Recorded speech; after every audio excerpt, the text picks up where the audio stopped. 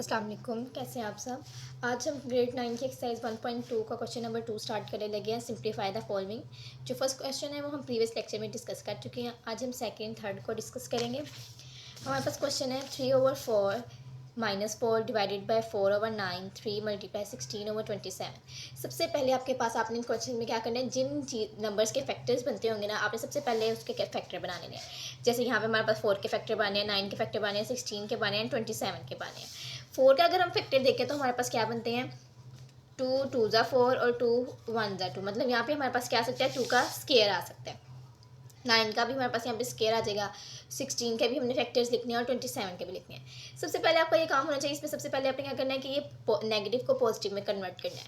आपको पता है कि रेसिप्रोकल लेने से हमारे पास ये पॉजिटिव में कन्वर्ट हो जाएगा। रेसिप्रोकल हमारे पास क्या होता है कि नीचे वाली वैल्यू को आप ऊपर शिफ्ट कर दो और ऊपर वाली वैल्यू को आपने नीचे कर देना। इस तरह ये आपके पास 4 हो जाएगा। देन 4/9 एज इट इज़ और 16/27 भी एज इट इज़। इनके फैक्टर बना लिए 2 की पावर 2, ठीक है। फिर आपने इसके फैक्टर भी बना लिए, भी 2 की पावर 2 है, 3 एज इट इज़ होगा। और 3 के फैक्टर जब आप बनाएंगे तो आपको पता है कि 3 3 ज़ार और 3 1 ज़ार, मतलब 3 का स्केयर। तो यहाँ में भी आपने क्या कर दिया, 3 का स्केयर राइट कर दिया। 16 है, 16 में भी आप इसके फैक्टर बनाए तो हमारे पास बनते हैं 2 की पावर 4, 2 2 ज़ार एंड 2 8 ज़ार 16, 2 4 ज़ार 8, 2 2 ज़ार और 2 1 ज़ार, मतलब 2 की पावर क्या बन रही है 4 और 27 भी 3 की पावर 3। फिर आपने इन सबके फैक्टर्स लिख लिए। देखो 2 2 ज़ार 4, ये 2 इसका भी और आपको पता है नीचे वाली वैल्यू का भी होता है। 2 3 ज़ार 6 लिख लिया और ये भी 2 3 ज़ार 6 आई है और ये वैल्यू एज इट इज़ आ गई। अब आपने क्या करना है, डिवीजन को मल्टीप्लिकेशन में चेंज कर देना है, क्योंकि आपने डिवीजन को सिंपल क्या किया, मल्टीप्लिकेशन में चेंज कर दिया। जब आपको पता है, फिर आपके पास आप जो भी देखें ना 2 है, ये भी 2 है और ये भी 2 है, कि बेस सेम है ना। जब भी हमारे पास किसी भी क्वेश्चन में बेस सेम हो जाए तो हम पावर्स को ऐड या सब्ट्रैक्ट कर सकते हैं आसानी से। अब हमारे पास 2 है, नीचे से जब ये इधर पॉजिटिव है, जब ये ऊपर वैल्यू आएगी तो क्या हो जाएगी, नेगेटिव। तो ये प्लस, ये दोनों प्लस हो जाएंगे और ये जब नीचे से ऊपर आएगी तो क्या हो जाएगी, नेगेटिव वैल्यू हो जाएगी। ये 3 है, 6 है, -2 हो जाएगा जब ये इसके पास जाएगी, और ये भी जब इसके पास वैल्यू जाएगी तो क्या हो जाएगी, -3। 4 + 4 8, 8 में से हमने 6 माइनस किया तो हमारे पास क्या आ गया, 2। 6 है, 6 में से हमने 2 सब्ट्रैक्ट किया तो हमारे पास क्या आ गया, 4 में से जब आप 3 को सब्ट्रैक्ट करेंगे तो हमारे पास क्या आ जाएगा, 1। तो 2 की पावर यहाँ हम लिख सकते हैं कि हमारे पास 2 की पावर क्या है, 1 है। अब स्केयर का मतलब है 2 की पावर 2 का मतलब है कि 2 को मल्टीप्लाई करना है अपने 2 से। तो 2 2 ज़ार आपके पास क्या बन जाएगा, 4 और 3 1 ज़ार 3, तो 3 4 ज़ार 12। इसी तरह इसका थर्ड पार्ट भी है।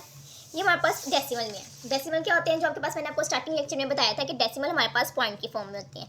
सिंपल, हमने सबसे पहले इसका पॉइंट खत्म किया तो हमारे पास पॉइंट के बाद जितनी वैल्यूज होती हैं हम उतने जीरो लगा देते हैं। तो 1 2 3, तो यहाँ पे मैंने 3 जीरो लगा दिए।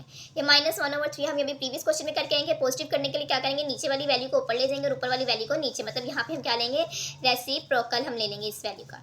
जब हम इसको वैल्यू का रेसिप्रोकल लेंगे ना, 1000 है ना, तो इसका जब एलसीएम लेंगे ना, तो आपके पास एलसीएम इसका क्या आता है, 10 की पावर 3, मतलब 10 की पावर को 3 टाइम मल्टीप्लाई करने से आपके पास क्या आ जाएगा, 1000 आ जाएगा। 27 है, इसका भी एलसीएम लिया तो 3 को 3 टाइम मल्टीप्लाई करेंगे, हमारे पास क्या आ जाएगा, 27।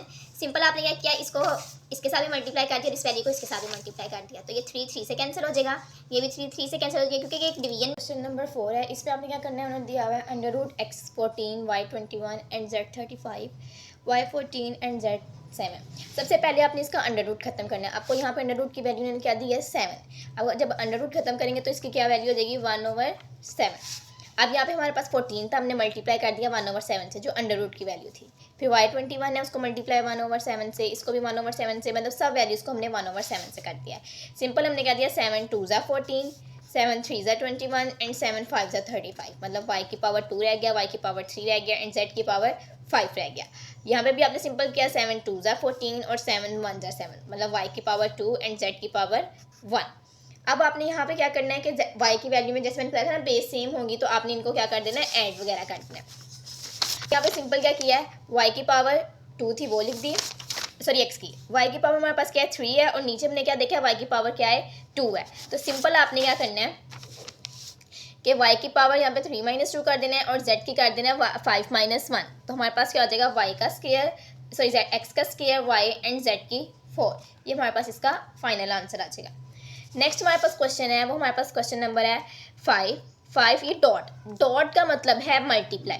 डॉट का मतलब क्या है, यहाँ पे मल्टीप्लाई, आप चाहें तो मल्टीप्लाई का साइन भी लगा सकते हैं, कोई इशू नहीं होगा। 25 n + 1 25 5 की पावर 2n 5 की power 2n plus 3n 25n+1। सबसे पहले जो मैंने आपको बताया था इन क्वेश्चन में हमने क्या करना है, फैक्टर्स बनाने की कोशिश करनी है। यहाँ पे 5 के भी फैक्टर बनाने, इसके भी फैक्टर बनाने, इसके भी फैक्टर बनाने। मैंने यहाँ पे फैक्टर बना लिया। 25 का क्या फैक्टर बना है, 5 का स्क्वायर, इसका भी फैक्टर बन गया 5 का स्क्वायर, और इन सब के भी हमने जो इसके जो फैक्टर हैं वो भी बना लिया।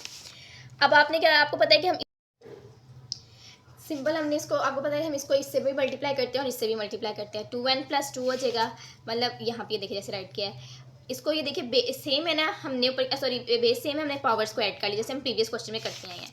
इसमें भी हमने क्या किया, 5 की पावर 2n लिख दिया और 5 की पावर 3, मतलब इसको हमने सेपरेट कर दिया। इसमें भी हमने क्या किया, 5 की पावर 2n और इसको बेस सेम थी तो ऐड कर दिया, बेस सेम करके ऐड कर दिया। अब ये देखिए ये भी हमारे पास सेम वैल्यू है, ये भी हमारे पास सेम वैल्यू है, तो हमने क्या किया, इन दोनों को क्या किया, यहाँ पे कॉमन ले लिया है। आपको पता है जब हम कॉमन एक चीज़ लें तो उसकी जगह पे हम क्या पुट करते हैं, 1। तो ये 5 ऐसी चीज़ आ गया, माइनस ये तो ऑलरेडी कॉमन है तो इसकी जगह क्या आ गया, 1। अब ये 5 की पावर 2n 3 और 1 क्या हो गया, 4, और ये वाली पावर एज इट इज आ गई। यहाँ पे सॉरी यहाँ पे 1 आना था, यहाँ पे हमारे पास 1 आएगा, ठीक है। फिर उसके बाद आपने क्या करना है, 5 की पावर 2n प्लस 2, 5 में से 1 सब्ट्रैक्ट किया तो हमारे पास क्या आ गया, 4, हमारे पास यहाँ 4 आ गया। और यहाँ पे जब हमने देखा तो हमारे पास क्या आया, 5 की पावर 2n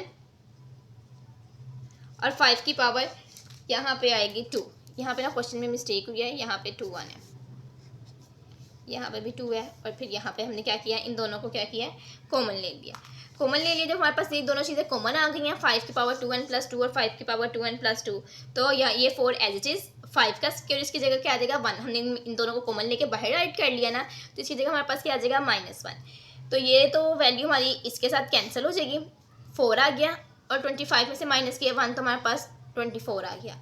अब ये दोनों देखिए एक इवन नंबर हैं, दोनों एक टेबल पे कटिंग हो रहे हैं, 4 1 4 और 4 6 24, तो 1/6 मैंने इसका आंसर राइट कर दिया। उम्मीद है आपको आज का लेक्चर समझ आ गया।